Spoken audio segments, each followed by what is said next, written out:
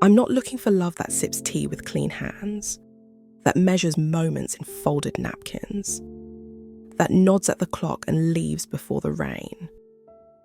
I'm not looking for love that knows the script, that smiles politely, that never spills or stumbles. I want the kind that storms in barefoot, that breathes thunder into silence, that carries stars like bruises it's proud to wear. I want the kind that smells of distant oceans, that speaks in wild winds, that drags the sky behind it like a tattered, burning cloak. I want to be known like lightning knows the dark, not in passing, but like fire knows the match, like floodwater knows the first crack in the earth.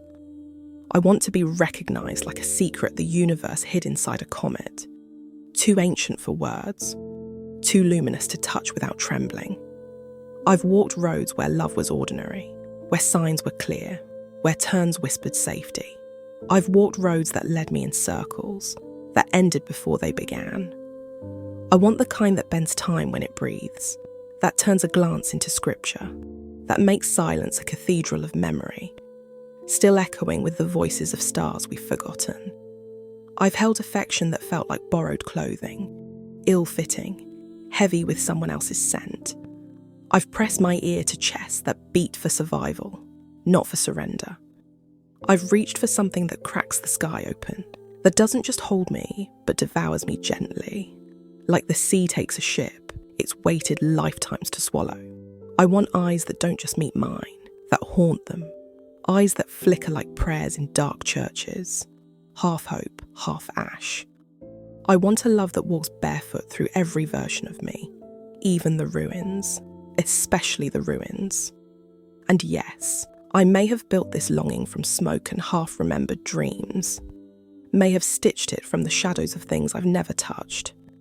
And still, I'd rather be ghosted by wonder than held by something that never lifts me. So if I reach for you, know it won't be for safety. It will be to set fire to the edges. I'm not seeking a hand to hold, but a soul to unravel with, to eclipse with, to fall into, like a star collapsing inward, quiet, infinite, and burning beautifully. Behind the lines. This poem speaks from the heart of someone who's never been stirred by the easy, rehearsed rhythm of familiar love, the kind that arrives on time, stays within the lines, and never raises its voice. They're not looking for affection that fits neatly into daylight or keeps its shoes clean. What they long for is something mythic, a love that doesn't simply arrive, but arrives like weather, like prophecy, like a storm that knows your name. Throughout, there's a pulse of hunger for the extraordinary, not just to be seen, but to be felt, in the marrow, in the moments that defy logic. This isn't about comfort or convenience. It's about connection that feels cosmic. The speaker craves something untamed, elemental, a love that tastes of salt and fire, that leaves echoes in the bones long after it's gone. The imagery drags the reader into a dreamscape where love is a force, not soft and safe, but vast and volatile. Stars are worn like bruises. Silence becomes sacred, even ruins are cherished, because they tell the truth. There's a reverence for intensity here, for love that doesn't promise ease, but promises depth.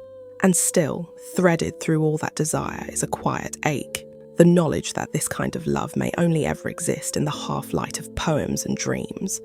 But the speaker doesn't apologise for reaching. They build longing like a cathedral out of smoke and memory.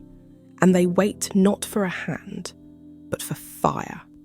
In the end, this isn't a love story, it's a summoning, a spell cast not for happily ever after, but for something holy, haunting, and entirely real.